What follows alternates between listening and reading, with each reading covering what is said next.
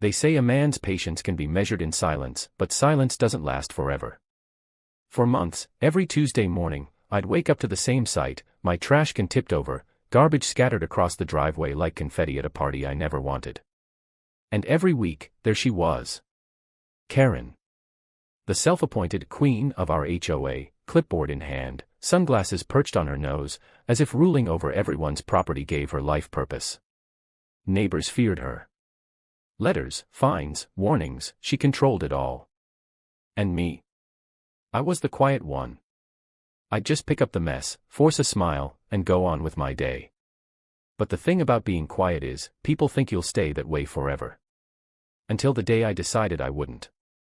Until the day I installed the trash can she never saw coming. And that's when everything changed. I had moved into Willow Creek to escape noise, not to live in the middle of a war zone disguised as a neighborhood. The houses were perfect, lawns manicured like something out of a magazine, and the homeowners association, well, it looked good on paper. Rules kept things neat, they said. Orderly. Fair. But then there was her. Karen. She didn't just enforce the rules, she lived for them. If someone's grass grew a half-inch too tall, she'd fine them. If a car sat on the street overnight, she'd threaten a tow. And me? I became her favorite target the day I forgot to pull my trash can back in before 6 p.m. Community standards, Michael, she had told me, tapping her clipboard like a judge with a gavel. We don't tolerate disorder here. I thought it was a one-time thing. But it wasn't. Week after week, I'd find my trash can knocked over, garbage bags ripped open, soda cans rolling into the street. The first time, I thought it was kids. The second, maybe the wind. By the third, I knew. I had caught the faintest glimpse from my window. A pair of gloved hands shoving my bin onto its side before striding off like a queen victorious. I confronted her once.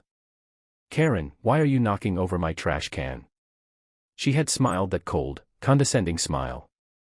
If you can't handle proper waste management, maybe this isn't the community for you. I wanted to yell. To fight. But I didn't.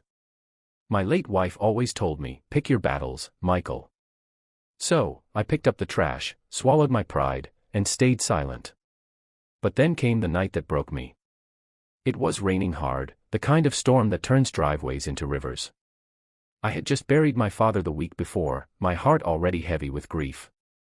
And when I pulled into the driveway, headlights cutting through the downpour, there it was again, trash spilling across the street, soggy, torn bags painting my yard like defeat.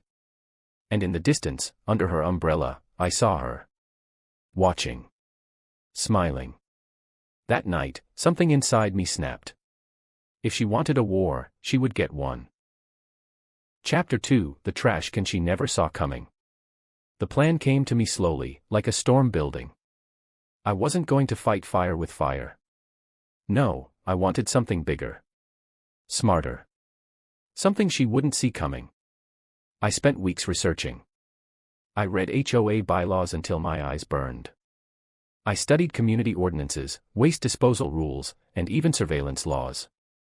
If Karen wanted to play by the book, I'd write a book she couldn't close. First, I installed a brand new trash can. But not just any trash can.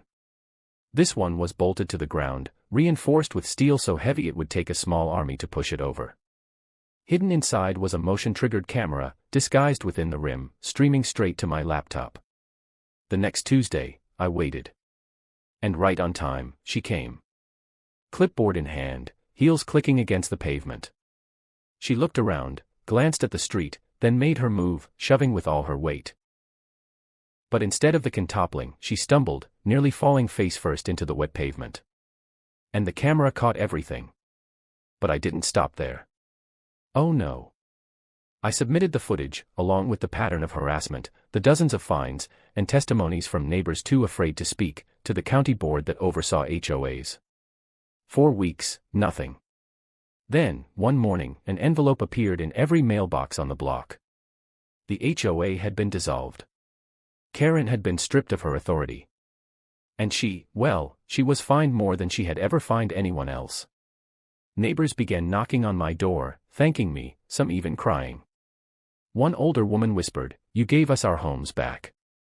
I stood there, a quiet man no longer silent, realizing something my father once told me.